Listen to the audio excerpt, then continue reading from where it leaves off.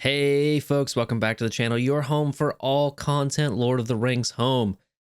I finally have the Worth the Whale video for Biffer. I know it's late. I should have had it pretty soon after he was moved from the premium store or for premium currency to a farmable location. I've been working on a lot of stuff, but I finally have it here. So if you are new to the series or new to the channel, basically what this Worth the Whale thing is, I tell you how much I spent on the character or whether I spent on the character, and then I tell you, now that it's in a farmable location, is this character worth farming? So, let's talk about Biffer. I'll bring up my Biffer here. Where is he? There he is. I did spend money to get him. I spent $20 on the marquee pack to get him from 3 to 4 stars, and then I think it was like 7 chests actually for Biffer to get him to 5 stars. You can see I've got him at level 60, pretty much maxed. I need this skill to be, that might be worth it at some point. Pretty much maxed though. He's gear tier 8. I'll probably take him to gear tier 9 once I hit 7 stars. I have been farming him specifically he's in the guild store, right? And you all know I love dwarves, but I've been farming him every single day. And so I'm going to tell you whether I think you should farm him or not. And the answer is yes, yes, yes, and yes. There's maybe a few conditions depending on your account where you are at. He is in the guild store, which I feel like is a pretty good place for him to be. Him, along with a lot of the other dwarves, are actually in very easily accessible and farmable locations, right? Gimli's in the guild campaign. We've got Biffer here in the guild store, which I think is a faster farm than the arena store or some of the other stores as well. We do have 3 hard node shard character farms, though, in Feely, Keely, and Fro. And then, obviously, Balin is not yet farmable. But I think if you are farming Wubate up because you're either getting your Haradrim team up or you just need a 5th for a Shadow team or something like that, finish your farm there, okay? Of the 3, if I were to start fresh, though, I would actually pick Biffer first. And let's actually just switch over to LTR.gg here, right? And basically, the reason I think you would farm him first is the combination of his passive and his leadership. It's just so good. Basically, right, when his entire squad gets hit with the same attack, everybody gets a stack of defensive, which blocks the next attack. He gains 15% max health. This does get thrown off a little bit by Nimbles on the team, so he doesn't work quite as well with some elf characters who are prone to get Nimbles.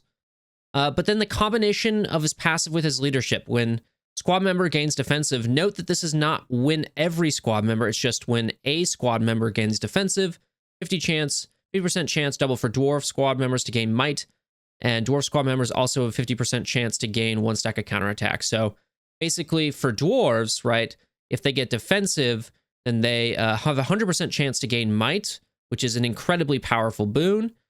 And they often get counterattack 50% of the time. And that actually ends up being really, really key and critical in the raids.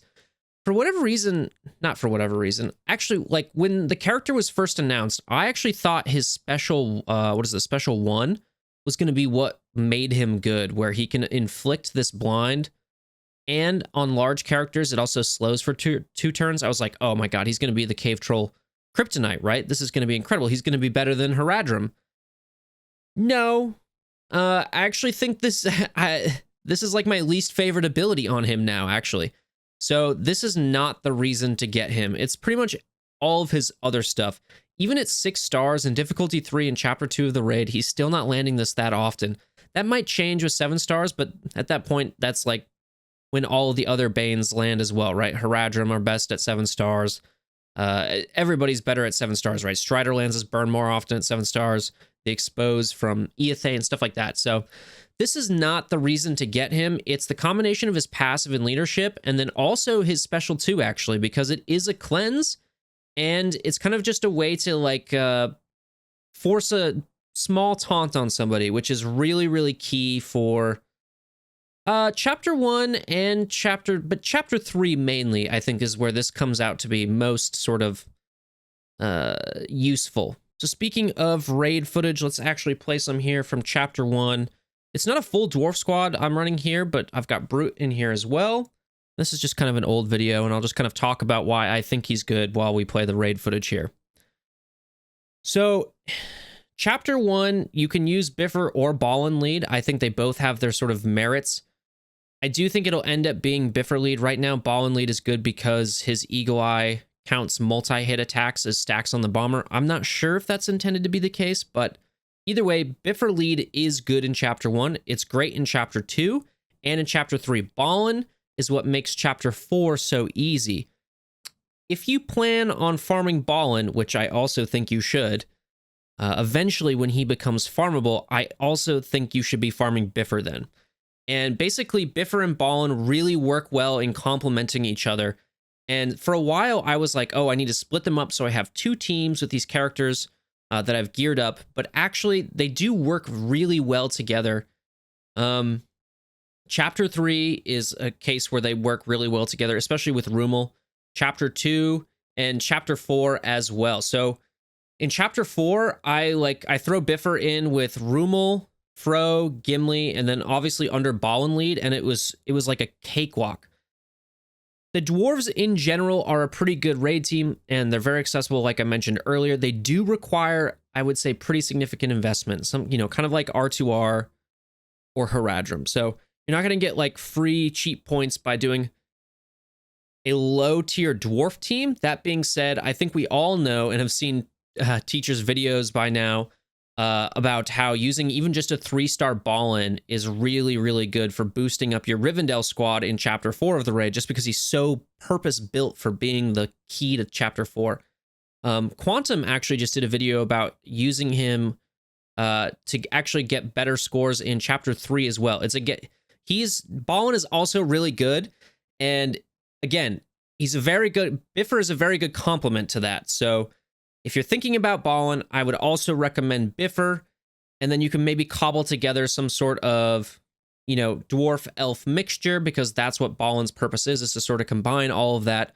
But even then, Biffer is pretty good on his own. He's got a little bit of plug and play viability. Going back to his leadership and his passive, you're going to only get 50% chance to gain might, but even then, that's still a good chance to gain might. You do lose out on the counterattack, which is a big deal, but his passive affects everybody. And then also his special 2 specifically, where he puts he does cleansing and then he puts provoke on a character. It's for the character with the most max health, right? So again, there's no specific dwarf synergy tied into that. It's just general. And so I think he actually is just a good, useful character. And he's going to be one of those characters that you're like, oh, I don't know who to include here that might be good just for a little bit of viability or survivability, just usefulness in general. And I think Biffer is a good candidate for that. So there you see it right there, 900k, no problem in the raids. So the last point I want to make about the raids, though, is, speed is king in the raids, except when it's not. And the dwarves kind of fit that second statement. And it is the combination of the might and the counterattacks that really actually give them an edge in the first 3 chapters under Biffer's leadership. And it's definitely worth consideration. They're a pretty good raid team overall. I 100% do not regret spending money on him, but I also just don't regret putting my investment into him. And even if I didn't spend money on him, I'm now gearing him up and getting him farmed on my free-to-play account as well. I think he is that worth it. He's definitely worth the whale. So that's kind of to summarize the whole thing, right? Definitely worth the whale. Definitely worth farming. I think the dwarves are great. You already all know that. I think they're relatively accessible, though, too. They do require a lot of investment, but they have pretty good, raid viability as well. Okay, but obviously the most important reason that you should farm Biffer and that he is worth the whale is that he hits these sick, gritty solos on his Casio DG20 clarinet. Wait a second. Do you guys hear that?